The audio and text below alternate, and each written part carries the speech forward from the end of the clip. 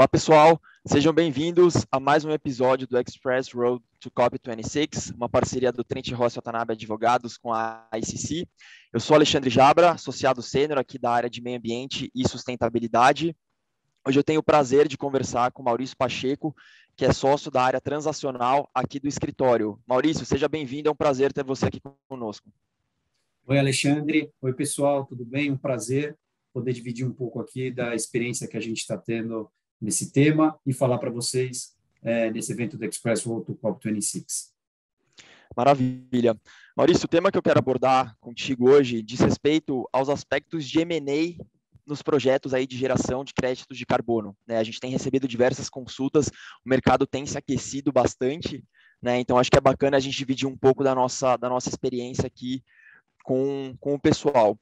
E aí, o primeiro aspecto que eu queria abordar aqui contigo é qual que é a importância da realização da due diligence prévia nos referidos projetos, né? A gente sabe que a due diligence é sempre importante, né? Mas o que a gente tem visto em relação a esse tipo de projeto de geração dos créditos de carbono? Eu acho que é importante a gente primeiro comentar que nessa área que a gente, na transacional, a gente tem visto uma procura muito grande para entender tanto o mercado na parte, especialmente aqui com esse cunho transacional, né? Então, como estão os projetos, como eles estão montados, quais são as potenciais contingências, e aí, como você bem colocou, tudo começa com a parte da auditoria. E como a gente fala para os clientes, nós temos aqui, não só se justifica a auditoria legal, que aqui nós fazemos, tem também toda a parte da auditoria técnica, até para entender o próprio ativo biológico, a capacidade dele, que tem que ser feita. Mas do ponto de vista da auditoria, o que nós temos visto que ela é muito focada, obviamente, na parte agrária, né, fundiária, vamos assim dizer, do projeto, a parte toda de licenciamento, para entender também como está montado esse projeto, e principalmente o que a gente tem visto essa parte de sustentabilidade barra governança, ou seja, a questão de trabalho escravo, como é que estão as melhores práticas do projeto, para entender quais são os potenciais riscos que um investimento nesse projeto pode gerar, ou seja, a parte técnica vai cuidar do critério de quanto vai ser o volume de carbono, de crédito de carbono que você vai ter, e a parte jurídica vai te dar todo assim, o potencial contingências ou riscos que você deve administrar ou ficar focado em endereçar nos seus contratos.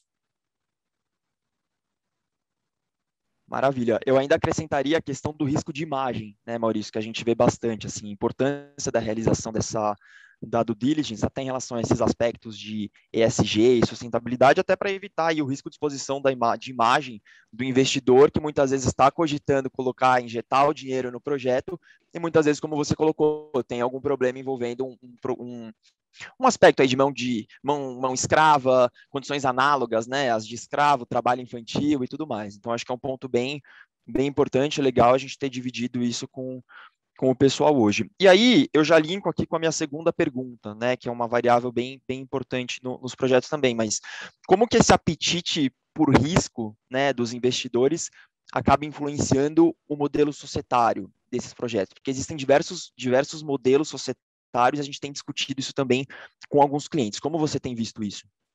Eu acho que assim, o principal ponto para a adoção do modelo societário vai depender do resultado da auditoria, né? Então, normalmente, os nossos clientes, eles não são basicamente os que desenvolvem o crédito, eles são investidores que estão junto com eles na maioria dos projetos. Então, a gente vê que depende muito do resultado da auditoria jurídica e desses riscos apontados para ver qual vai ser a modelagem de investimento que a gente vai ter.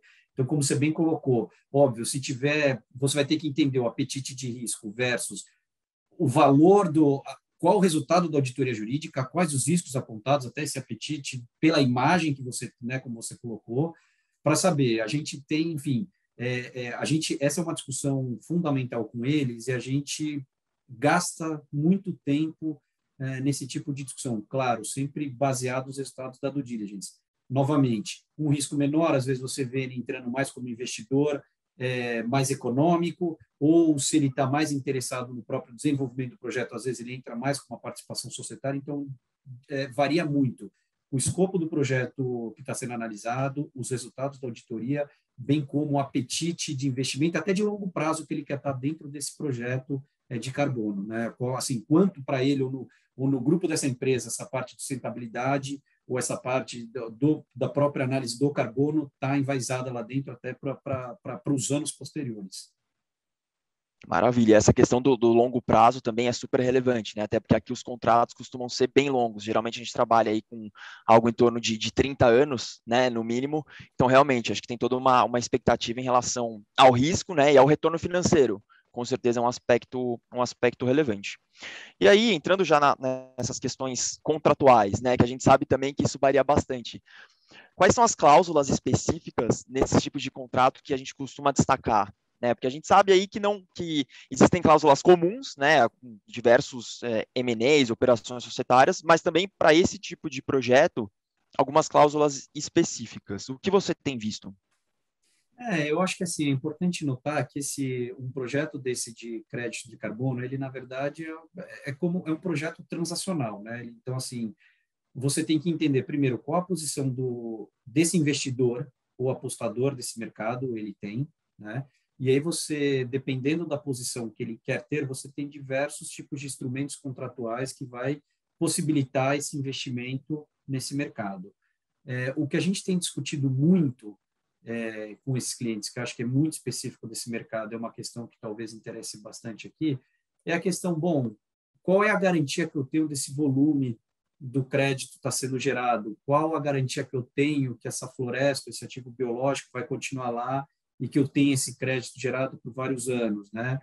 O que acontece se houver um perdimento ou, de alguma forma, uma destruição parcial desse ativo biológico? Como é que eu vou ficar com esse crédito? Então, o que a gente está falando aqui, em outras palavras, é a garantia que o investidor tem sobre a possibilidade de se utilizar esse crédito e qual a garantia de que ele vai ter esse crédito. Porque, veja, esse, de novo, é um projeto de investimento. Então, se você não está falando de uma posição de trader aqui de carbono, onde você está comprando e vendendo, você está fazendo investimento no projeto, é muito possivelmente um projeto de longo prazo. Então, assim, hoje você está investindo para ter a geração daqui a alguns anos, enfim, é um prazo aí estrada abaixo. Então, o que a gente tem discutido muito é exatamente essa forma de garantia, né? São esses mecanismos contratuais que precisam ser realmente super protetivos ao investidor para que ele tenha essa possibilidade da garantia do crédito carbono. Então, aí você fala, poxa, possibilidade de compensação seria um caminho, como eu faço o meu monitoramento desses ativos biológicos, ou quão as minhas cláusulas de monitoramento, o meu direito de monitoramento devem ser. E aí, voltando um pouco à questão da forma que você vai investir, essa parte de governança que você tem que ter com o seu próprio investimento vai depender de, novamente, o papel que você tem nesse projeto como um todo. Claro, quando você é um investidor acionista, ou seja, tem uma participação lá no projeto, você vai ter uma regra de governança muito maior e muito mais protetiva para você. Quando você, às vezes, está mais financiando, seja um agente por dívida, um crédito, muito possivelmente você vai ter um prazo menor ou uma ingerência menor nos seus projetos. Então, esses pontos a gente tem conversado e discutido bastante, porque é o principal ponto de preocupação dos investidores nessa área. Não, perfeito, perfeito. Muito interessante. Muitos clientes questionam também sobre a questão da auditoria independente, né? Até porque a gente está falando aqui de uma ciência que não é exata. Então, você tem uma geração ali de créditos, geralmente em CO2 equivalente, existe todo um número ali por trás que tem que ser confirmado, auditado, e é interessante prever isso também no contrato, como você bem colocou. Isso acho que só voltando aí, Alexandre, naquela questão da auditoria. Quando a gente fala em uma auditoria técnica, isso é muito importante, porque às vezes quem é o desenvolvedor do projeto, o proprietário da terra, já fez a auditoria dele, já tem o crédito dele, que ele entende que vai ser gerado. Não obstante, eu acho que é sim importante para quem está interessado em investir nessa área ter a sua própria auditoria independente da confirmação desses créditos, né? Que realmente aquele ativo que está lá tem aquela capacidade de geração e ao longo do projeto também ter o direito de fazer esse acompanhamento da auditoria, até para saber se os créditos estão sendo realmente gerados ou não. Maravilha, não, tá ótimo. Maurício, acho que deu para a gente passar aí as impressões sobre esses aspectos transacionais que são super relevantes. Queria agradecer a sua participação no episódio de hoje e pedir aí para a nossa audiência ficar de olho nos próximos episódios, que vem bastante coisa legal pela frente. Muito obrigado. Obrigado, um abraço.